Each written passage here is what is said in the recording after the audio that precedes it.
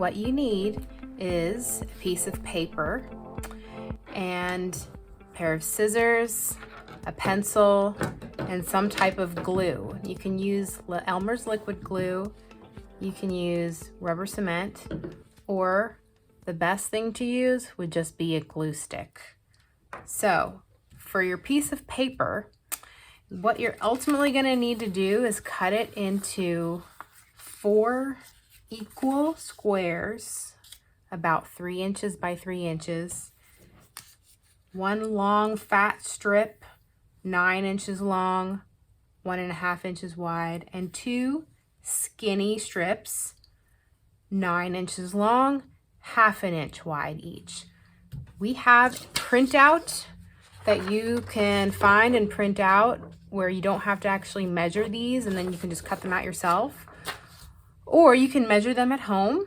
And again, it's 4 squares, 3 inches by 3 inches, 1 long, 9 by 1.5, 2 long, 9 by 1/2. Now, you may say, Miss Julie, I have a piece of paper, but I don't have a ruler, and I don't have anything to measure it out exactly. So if that's you, I am going to show you how to measure out all those pieces without a ruler, just using a piece of paper.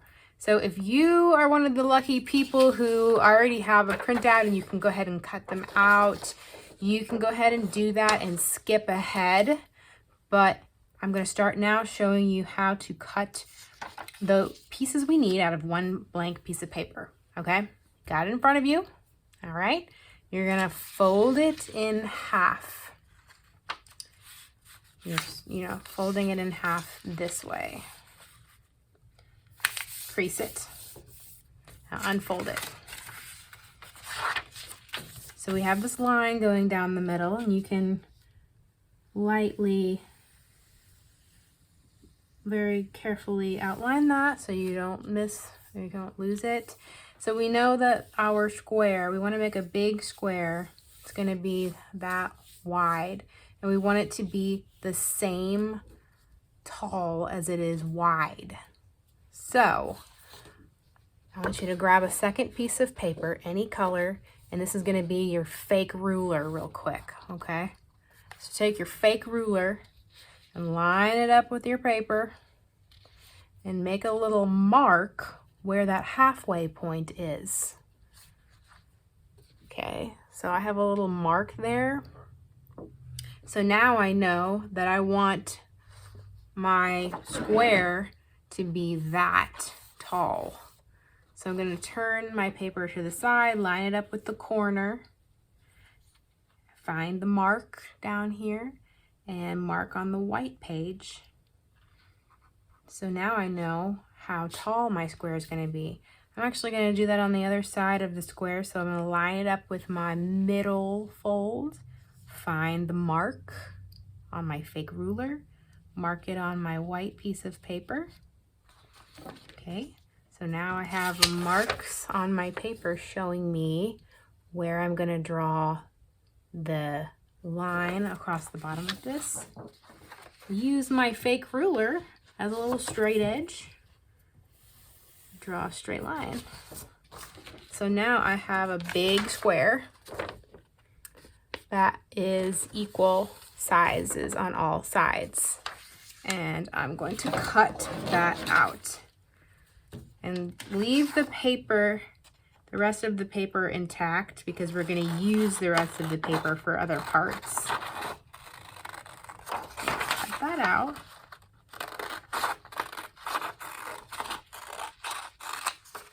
Set this aside for now.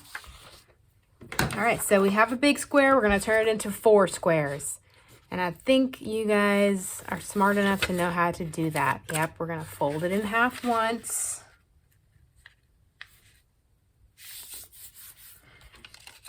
And we're going to fold it in half twice. Fold it the other way this time.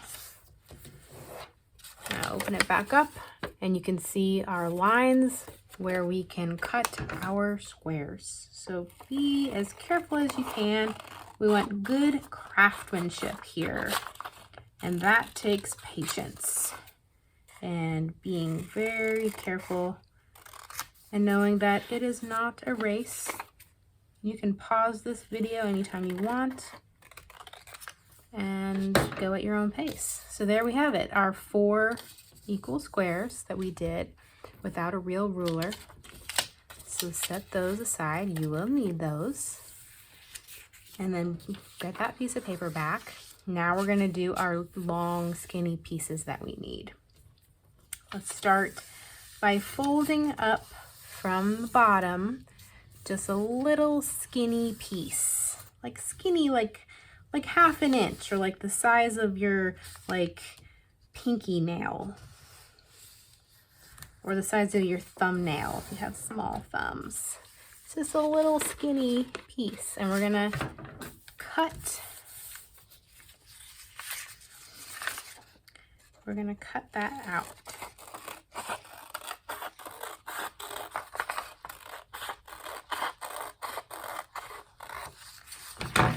Set it aside, and we're gonna do that again because we need 2 skinny pieces. So fold up a little piece from the bottom of your paper. They don't have to be perfectly straight. You want to make it as straight as you can. The straighter you get it, the nicer your book will look at the end. But who said it has to be perfect? It does not. So we're going to cut that out.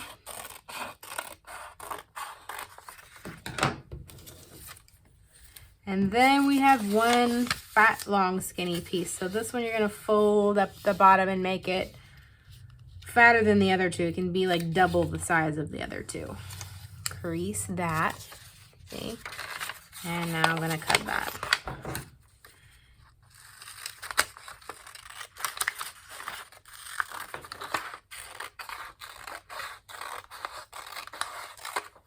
Mine are not perfectly straight, as you can see.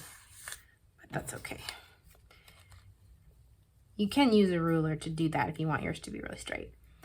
So, problem is these are a little longer than we really want them to be.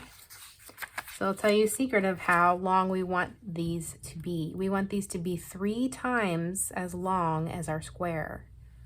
So you can just measure it by hand. So you can kind of go 1, put your finger there, 2, put your finger there, 3, and I'm going to take my pencil and mark that. So it's about 3 times as long as the square, and I'm going to cut that off, and I'll use that to measure my other 2. We want all of our little long skinny pieces to be the same length. So you can line them up, mark them, or you can just gather them and carefully cut them. Put your scraps away, and there we have it. We have 2 skinny long pieces, 1 fat long piece, and 4 squares. And remember, these long pieces are 3 times the width of the square. So 1, 2, 3. Okay. We've got our pieces, and we are ready to move on to making our book. Okay, now that you have all of your pieces cut out, you have your 4 squares and your 3 long pieces, 1 wide, 2 skinny. We're going to start gluing, and I would like you to put a protective piece of paper on the table so that you don't get glue on the surface that you're working on. So you're going to start with 1 of the squares and your 2 long skinny pieces. So you put your square in the middle, put your 2 long skinny pieces, 1 on top, 1 below. These are going to get glued to the top and bottom along the edges of the square. So I'm going to use liquid glue just to show you that it can be done. But I do recommend a glue stick. Mine is a little dried out. Or rubber cement. Glue is fine. It's just going to take a little longer to dry. So I'm going to take my glue and put a really skinny line right across the top line. And then I'm going to take my little tail and press it down so that it's right along that edge, and then the rest of it is sticking straight out like a tail. Press down nicely. Okay, bottom. Now we're going to do another very, very, very skinny light line of glue. You don't need to put a lot. Don't put a lot of glue. And then we're going to stick the tail on top of that, right along that edge. Press firmly with your finger, and then your tail's going out that way. So that's the first step. We're going to set that aside. And we're going to get another square. This time we're going to get the fat strip here. So the fat strip is also going to get glued to your square, but this one is going to be glued in the middle instead of at the top and bottom, and it's going to be going out the opposite way. So since these are going out this way, see, those are going in that direction. This square, the tail, is going to be sticking out, pointing that way, and it's going to go right in the middle. So take your glue, and you can glue a little bit wider of a line, but still not very much glue. You're going to glue down your wide strip so that it's right in the center with a gap at the top and the bottom, and the long tail is sticking out that way. So now you have these two pieces. You have one with two skinny tails sticking out, and you have one with a fat tail sticking out. And if you line them up together side by side, you'll see that they kind of fit together a little bit like puzzle pieces. Yeah, they do, kind of like puzzle pieces. So here's the trickiest part. Once you have your two together here, sitting side by side, you are going to actually have them locking together. So you take them and you push them together so that the tails are going underneath each other and sticking out the other side. See that? And you're going to stop when they touch each other. Let me show you that one more time in case you got confused. You have your two pieces. One piece has the skinny tails coming out from the top and bottom. One piece has the fat tail that's been glued right to the center, coming out this way.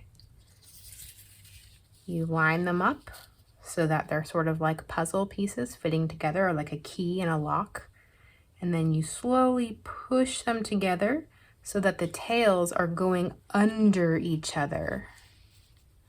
Tails are going underneath each other. And you can kind of see them coming out the other side. And then you stop when they meet each other. That was really the hardest part. Everything that you guys just did was the hardest part. And now things are going to be a little easier. So once you got here, what you're going to do is you're actually going to see that you can fold the tails over. You're going to fold the tails over and then glue them down. So let me start with the fat one. I'm going to fold this down and make a little crease. And I'm going to take my glue and make that permanent. So I'm going to take my glue and put a little bit in the middle down there. And I'm going to press that tail down. So the fat tail has come up and around, folded, and glued down. Do you think we're going to do the same to the other side? Yes, we are. These two little tails get folded over as well. get folded over, and they're gonna get glued down too. So let's take a little glue, put a skinny line here, do one at a time. Fold that. And we don't want that tail to be too long. We want it to stop right at the middle there. If you have way too much tail, you can trim it. We're gonna stick that down. Now this one, let's put a very thin layer of glue. Again, don't put too much glue because then your book will take forever to dry. And you're gonna fold that down, press it.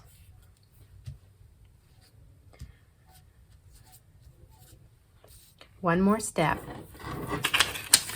The other two pieces of paper. These two pieces of paper now get to be glued right down on the top of this book that you've done so far.